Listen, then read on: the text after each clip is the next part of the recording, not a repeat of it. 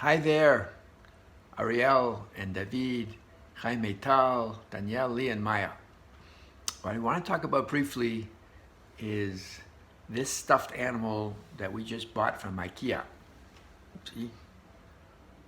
The checkout person at IKEA had a sense of humor, and she said, "I feel like there's an elephant in the room." And that's true. I would like to talk about an elephant in the room during the Pesach Seder. You know, there's a famous Midrash you've all heard that 4/5 of the Jews did not make it out of Egypt. They died in the plague of darkness. And that's approximately 8 million people. And here we sit down at the Seder and we don't say a word about it. What's that all about? I was always curious, and I never really had any good answer. In the Midrash of this week's Parsha, it says that the Jewish people were involved in idol worship. They stopped doing circumcision, and they had no respect for the Torah. So that just strengthens the question. If that's what the level of all the Jews were, what criteria divided those who made it out and those who didn't?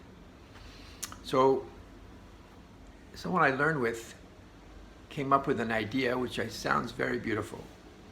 There is another question asked about two people who were always thorns in the side of Moshe, Datan Vaviran. The Midrash says that they were the two guys who, if you remember, when Moshe was living in the palace and he came out and he saw an Egyptian taskmaster beating a Jew, so he killed the Egyptian taskmaster.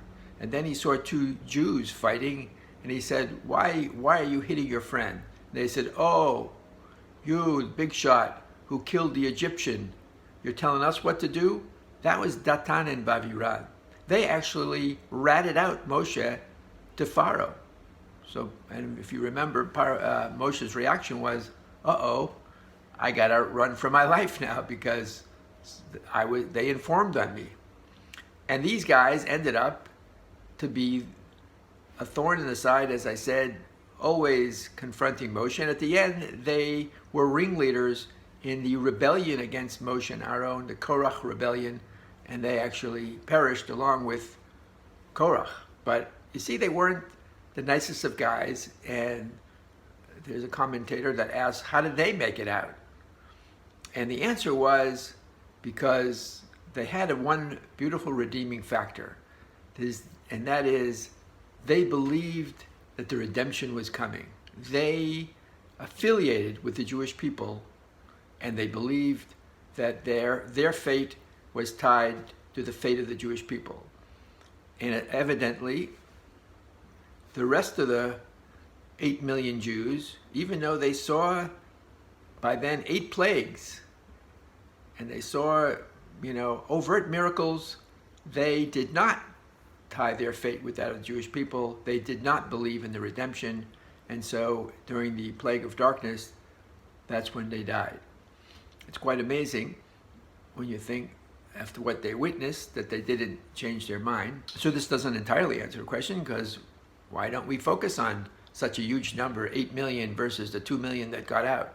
I think the answer is, unfortunately, that this is a paradigm for Jewish history, that most Jews will not, over the millennium, identify as Jews. They will drop out. They will disappear. And I always say that at one point there were as many Chinese as there were Jews, and now there's 1.5 billion Chinese.